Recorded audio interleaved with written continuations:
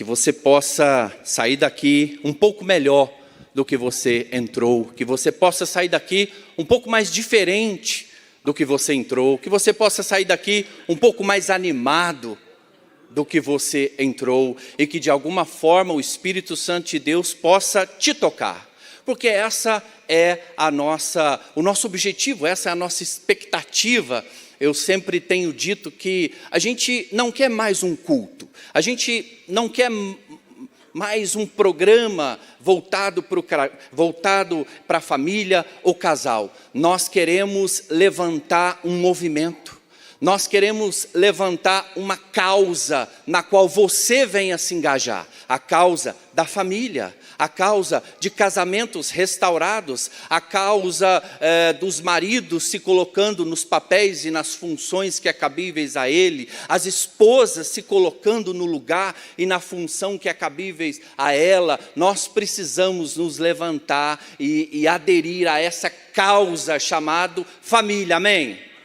Nós precisamos ir um pouco mais além, nós precisamos nos comprometer com a mudança que nós queremos viver. Você quer mudança na sua casa, você quer mudança no seu casamento, você quer mudança na sua vida, mas qual é o nível de comprometimento?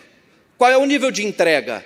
Qual é o nível de atitude em direção a essa mudança que você quer? Eu não sei como está o seu coração. Eu não sei qual é o estado da sua alma, o que eu sei é que Deus sempre quer nos levar a um lugar melhor, mais além, a um outro nível. Esse próximo nível que nós vamos chegar sempre vai ser precedido por resistências. Resistências para você ser um marido melhor, leal, fiel, amoroso, comprometido, vai ter resistência. Para você ser uma esposa melhor, leal, fiel, para você ter um casamento harmonioso, vai ter resistência. E nós precisamos aqui aprender a romper essas resistências. É sobre isso que quer dizer o nosso movimento aqui, Alcance Casais. É sobre isso que eu quero que você venha se comprometer com uma causa. A causa de famílias restauradas, a causa de famílias saradas, curadas, porque uma igreja forte, saudável, depende de famílias fortes e saudáveis. Uma sociedade mais justa, mais equilibrada, mais saudável, depende de famílias também saudáveis. E onde que tudo isso começa? No seu coração. Tudo começa no seu coração. E é claro que eu sempre entendo o seguinte: se eu chego para ouvir uma palavra, se eu vou para ouvir uma mensagem da parte de Deus, gente, nós não podemos ficar indiferente.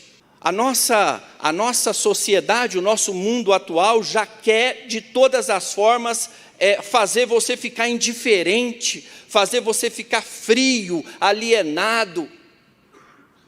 E eu sempre entendo que quando a gente chega diante da presença de Deus para ouvir uma palavra, nós precisamos reagir a essa palavra de alguma forma. Nós precisamos nos incomodar, num bom sentido, com a palavra que é ministrada. Eu quero conversar com vocês um assunto sobre a fé e a família.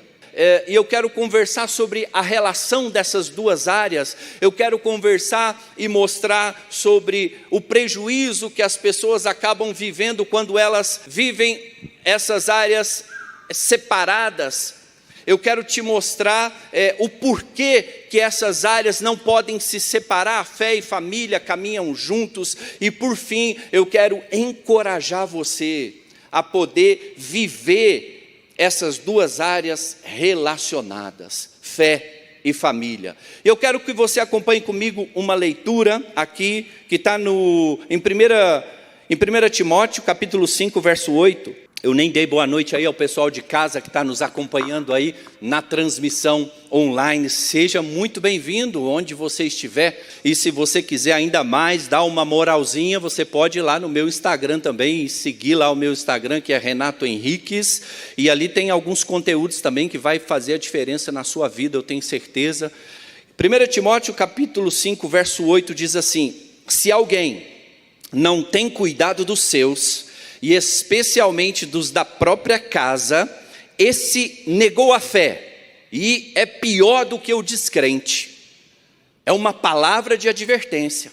É uma palavra firme, é uma palavra que nos exorta, é uma palavra que nos corrige, e é uma palavra que tem ali duas dimensões, duas áreas relacionadas, a fé e a família. Se alguém não tem cuidado dos seus, especialmente dos da própria casa, esse negou a fé, e é pior do que o descrente. Então a gente tem que entender o que o apóstolo Paulo está falando aqui a Timóteo, acerca desse cuidado, se alguém não tem cuidado dos seus. É muito comum a gente estar conversando com casais, a gente está aconselhando casais, as pessoas dizem assim, não, mas eu não deixo faltar nada dentro de casa, eu que pago as contas, eu que compro tudo, como se a provisão da vida fosse só material, como se a provisão da família fosse só dinheiro ou pagar conta. Não, não é. Muitas vezes a pessoa está pagando conta, não deixa as coisas faltar dentro de casa, mas é ausente emocionalmente falando. A pessoa não ministra ou provê segurança, proteção, amor, carinho, não provê nada disso.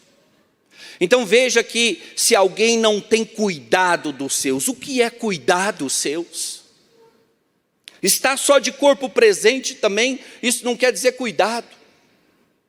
O que é cuidar dos seus? Nós precisamos ampliar o nosso entendimento e entender que o nosso cuidado com os nossos e o das nossas casas, ele precisa melhorar, sim ou não?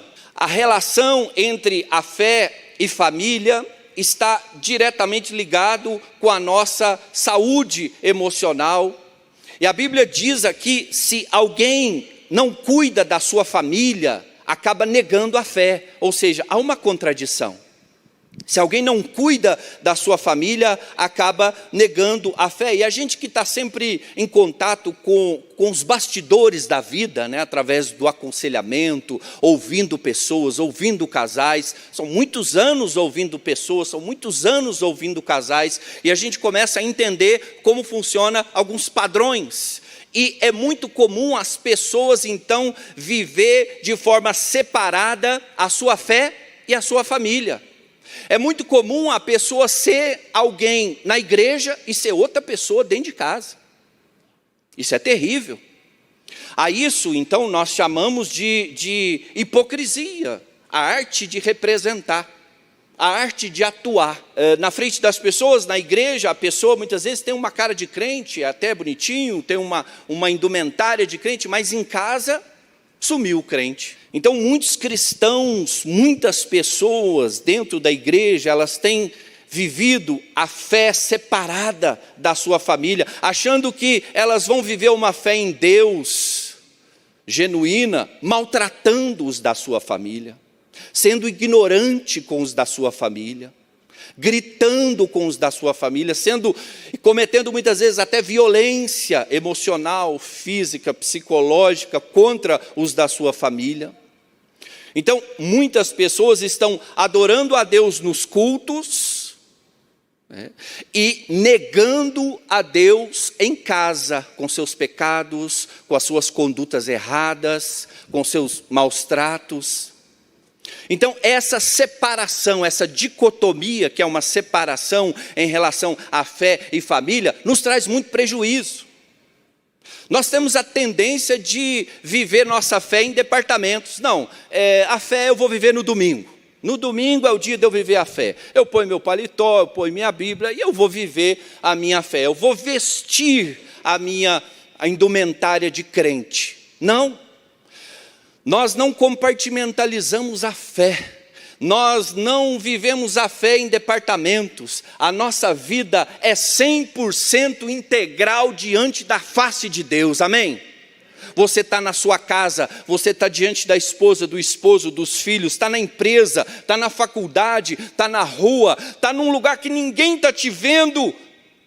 Você está vivendo a sua vida diante da face de Deus. Essa consciência genuína, integral, 100%. O pastor Luciano esse dia ministrou uma mensagem aqui. Deus está vendo. Deus está vendo. E tem tudo a ver com isso que nós estamos falando, porque não dá para compartimentalizar a nossa fé, não dá para viver essa separação. Eu gosto de um livro chamado Espiritualidade Emocionalmente Saudável, do Peter Scazzero, um pastor de uma igreja em Nova York. E ele diz nesse livro, Espiritualidade Emocionalmente Saudável, que uma espiritualidade separada da saúde emocional deixa áreas da nossa vida intocadas por Deus.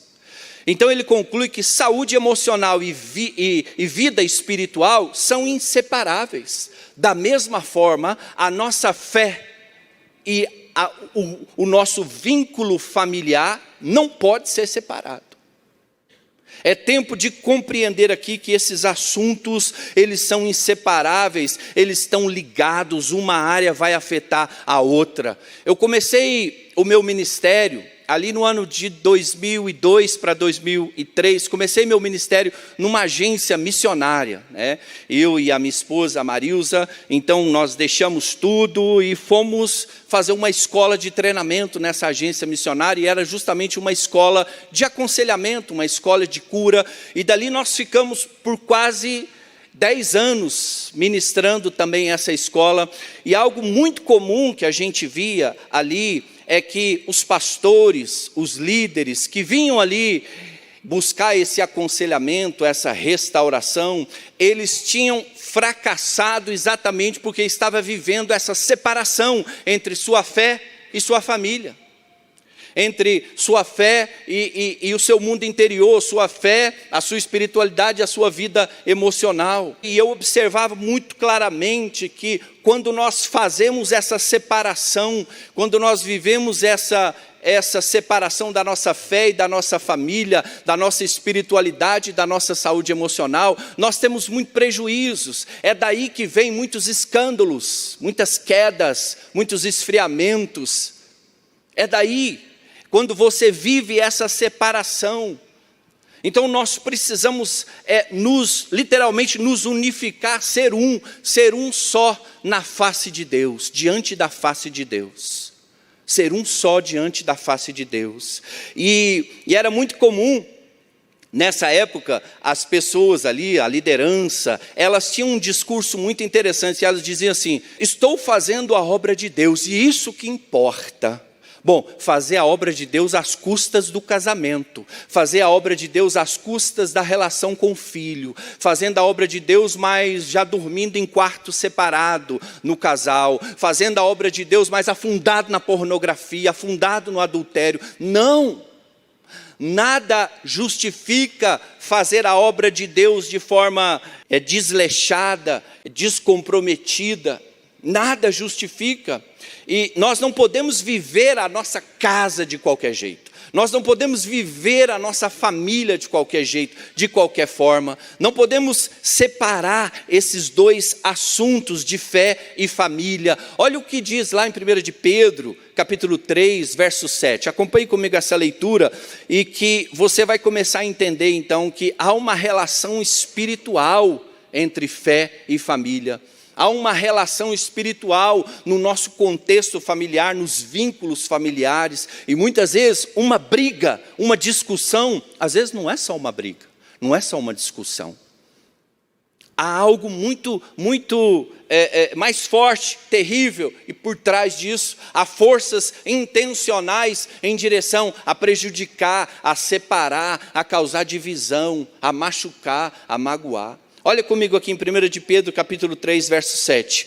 Maridos, vocês igualmente vivam a vida comum do lar, com discernimento, dando honra à esposa por ser a parte mais frágil e por ser coerdeira da mesma graça da vida. Agindo assim, as orações de vocês não serão interrompidas.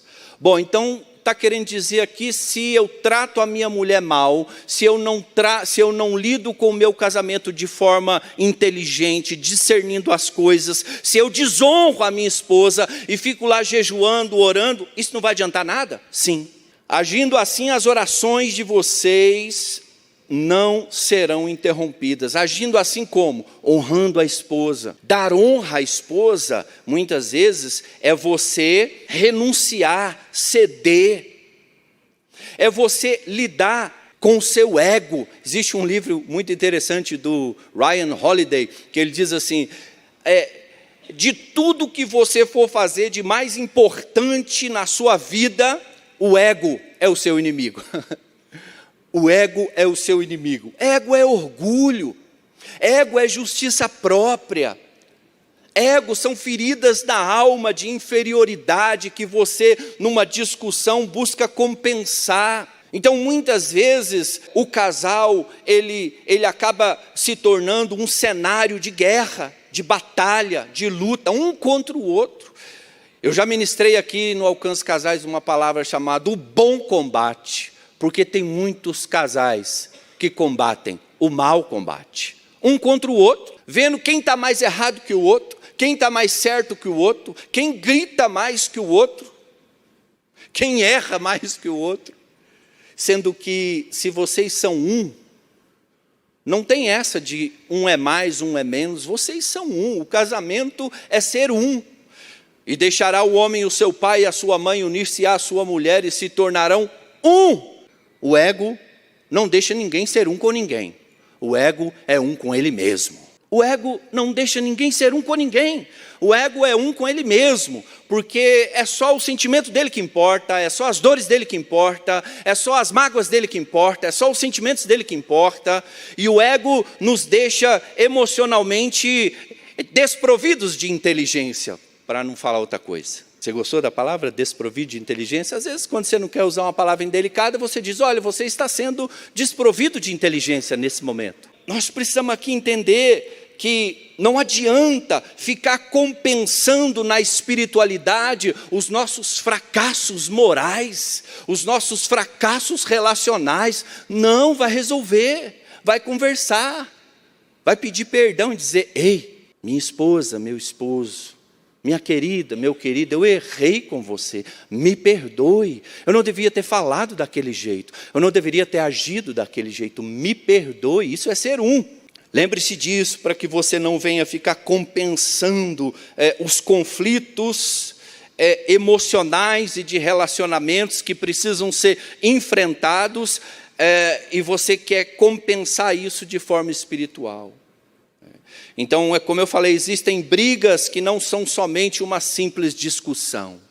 Existem brigas que o seu ego está falando mais alto, o seu egoísmo está falando mais alto. Existem brigas que a sua ferida está falando mais alto. Só vai machucar, só vai sangrar mais.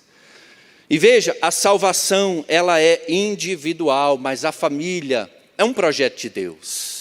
Não é só o indivíduo que é abençoado, mas a família também é abençoada. Olha o que diz ali o Salmo 128. O Salmo 128, de 1 a 6, diz assim, bem-aventurado aquele que teme ao Senhor e anda nos seus caminhos, do trabalho das suas mãos comerá, feliz será e tudo te irá bem, a sua esposa no interior da sua casa será como uma videira frutífera, os seus filhos como rebentos da oliveira à roda da sua mesa. Eis como será abençoado o homem que teme ao Senhor. O Senhor te abençoe desde Sião, para que vejas a prosperidade de Jerusalém durante os dias da tua vida. Veja os filhos dos teus filhos. A salvação sim tem um plano individual, mas nós precisamos entender o caráter coletivo que é a família. A nossa escolha no contexto da família nunca vai ser somente individual. A sua escolha no contexto da família vai afetar seus filhos e os filhos dos seus filhos.